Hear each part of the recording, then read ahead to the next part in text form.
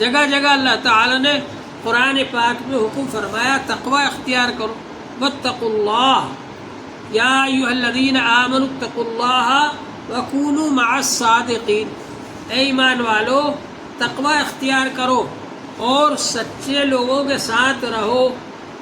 یا ایھا الذین آمنوا اتقوا اللہ، اے ایمان والو اللہ کا تقوی اختیار کرو۔ وَلْتَنظُرْ نَفْسٌ مَا قَدَّمَتْ لِغَدٍ، اور آئندہ کل کے لیے کیا بھیجا ہے اس کو دیکھ لو، نیک کام بھیجے یا برے کام بھیجے۔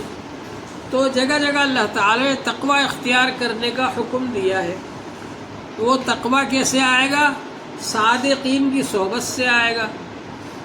حضور پاک صلی اللہ علیہ وآلہ وسلم نے فرمایا التقوی ہا ہونا، تقوی یہاں ہوتا ہے دل میں، تو دل کے اندر تقوی آ جائے اس کے لیے صادقین کی صحبت اختیار کرنا پڑتی ہے۔ تقوی اختیار کرنا، تقوی حاصل کرنا یہ ہم سب کے لیے ضروری ہے۔ اسی طرح سے احسان حاصل کرنا ہم سب کے لیے ضروری ہے۔ احسان جو ہے ایک تو ہوتا ہے اللہ کے حقوق میں، اللہ کے حقوق میں احسان یہ ہے ان تعبد اللہ کأنک تراہ، ایسے ہی عبادت کرو اللہ کی جیسے کہ اللہ کو دیکھ رہے ہو۔ یہ بہت اعلیٰ درجہ ہے جس کو مقام مشاہدہ کہا جاتا ہے۔ اگر ایسی عبادت نہیں کر سکتے فَإِن لَّمْ تَكُن تَرَاهُ فَإِنَّهُ يَرَاكَ، ایسی بات کرو کہ اللہ تعالیٰ تمہیں دیکھ رہا ہے۔ یہ مراقبہ ہے کہ آدمی یہ خیال رکھے کہ اللہ تعالیٰ مجھے دیکھ رہا ہے، تو ایسی عبادت کرو۔ یہ اس سے نیچے کا درجہ ہے، اس کو حاصل کرنا ہے، وہاں تک پہنچنا ہے آدمی کو۔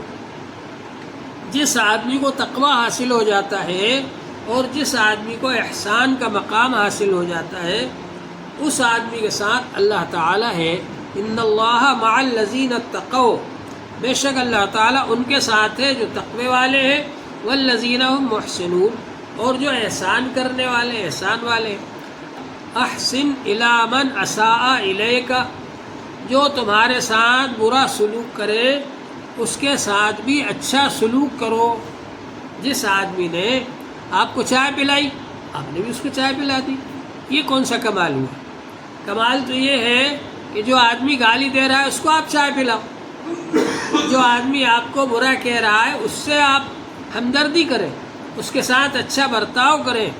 حضور پاک صلی اللہ علیہ وآلہ وسلم کے جو دشمن تھے وہ دشمن بھی اگر بیمار ہو جاتے تھے تو حضور صلی اللہ علیہ وآلہ وسلم ان کی مزاج پرسی کے لیے تشریف لے جاتے تھے۔ تو جو دشمنی کر رہا ہے، جو برا سلوک کر رہا ہے اس کے ساتھ بھی اچھا سلوک کرو، یہ ہے احسان بندوں کے حقوق میں۔ تو احسان کا درجہ یہ ہے، احسان کا درجہ حاصل کرنے کے بعد میں پھر اللہ تعالیٰ کی معیت حاصل ہوتی ہے۔ اور اللہ تعالیٰ کی معیت کیسے حاصل ہوتی ہے؟ ذکر الہی سے۔ اللہ تعالیٰ نے فرمایا انا مع عبدی، میں اپنے بندے کے ساتھ رہتا ہوں، ما تحرکت بی شفتاہ، جب تک وہ میرا ذکر کرتا رہتا ہے، اس کے ہونٹ میرے ذکر میں ہلتے رہتے ہیں، وہ ذکر کرتا رہتا ہے، تب تک میں اس بندے کے ساتھ رہتا ہوں۔ تو انسان یہ سمجھنے لگے کہ میرے ساتھ میرا اللہ ہے، جہاں بھی میں ہوں میرے ساتھ میرا اللہ ہے،